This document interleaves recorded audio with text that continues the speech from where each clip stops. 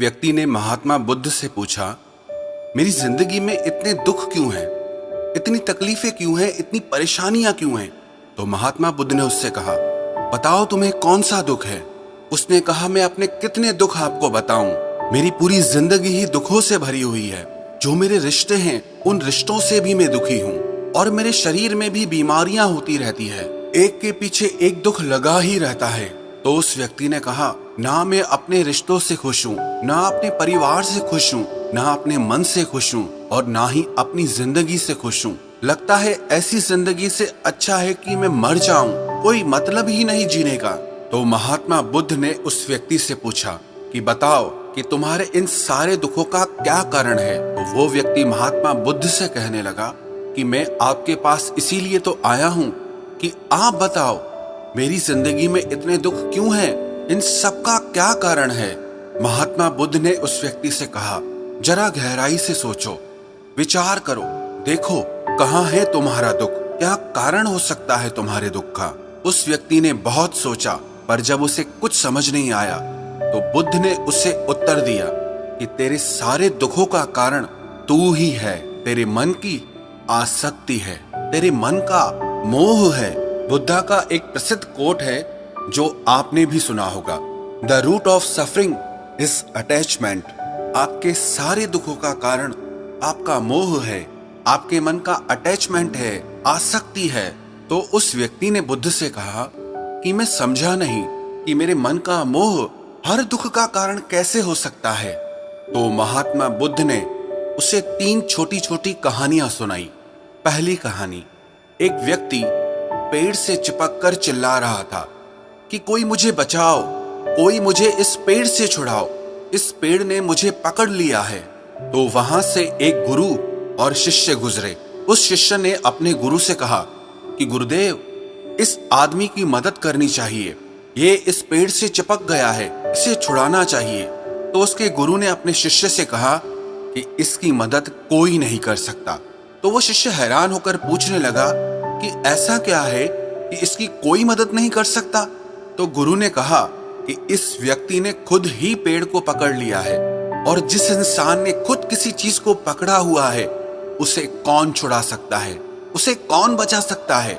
ऐसे ही बुद्ध ने कहा कि तुमने भी सारे दुखों को खुद ही पकड़ा है कि ये मेरा है, ये छूट ना जाए, ये मेरे पास रहना चाहिए, ये मुझे मिलना चाहिए, और तेरे सारे दुखों का कारण ये मैं और मेरे का बंधन है। फिर बुद्ध ने उसे दूसरी कहानी सुनाई कि जैसे एक मकड़ी वो खुद ही जाला बुनती है, और जाला बुनते बुनते एक दिन ऐसा आता है कि वो उस जाले में खुद ही फंस जाती है। वो चाह कर भी उस जाले से बाहर नहीं निकल पाती है।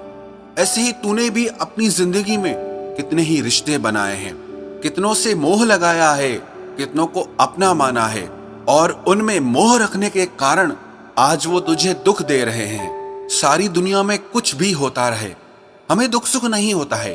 हमें दुख सुख कब होता है? जब हमारे अपने के साथ कुछ होता है या हमारा अपना हमारे साथ कुछ करता है। फिर महात्मा बुद्ध ने उसे तीसरी कहानी सुनाई कि शहद से भरे एक पात्र में एक उड़ती हुई मक्खी घुस जाती है।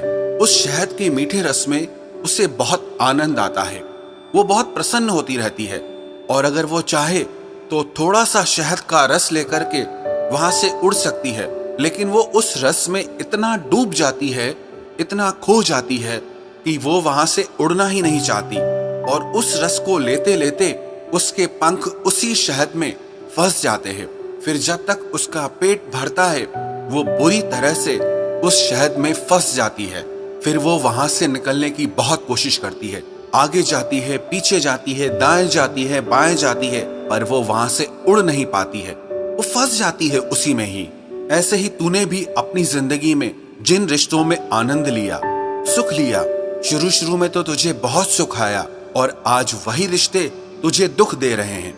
ऐसे ही जब कोई व्यक्ति जब स्वास्थ्य की परवाह ना करके स्वादिष्ट रसों के पीछे पड़कर कुछ भी खाने लगता है तो आगे चलकर उसका शरीर खराब हो जाता है, उसके शरीर में रोग आ जाते हैं।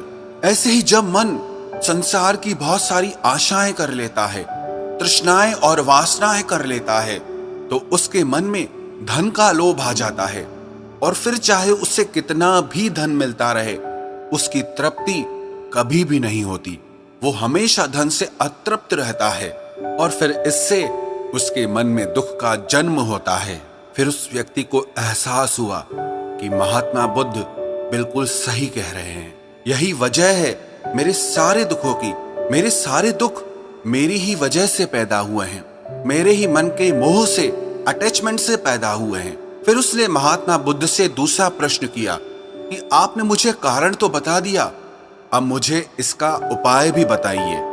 महात्मा बुद्ध ने कहा, अगर तुम सारे दुखों से पार होना चाहते हो तो अपने मन को मोह और वासनाओं से ऊपर उठाकर प्रेम और संतोष से भर दो, क्योंकि जिसके हृदय में प्रेम और संतोष का दिया जल गया, उसके मन से मोह और वासनाओं से जन्मे हुए दुख का सारा अंधकार ही दूर हो जाता है।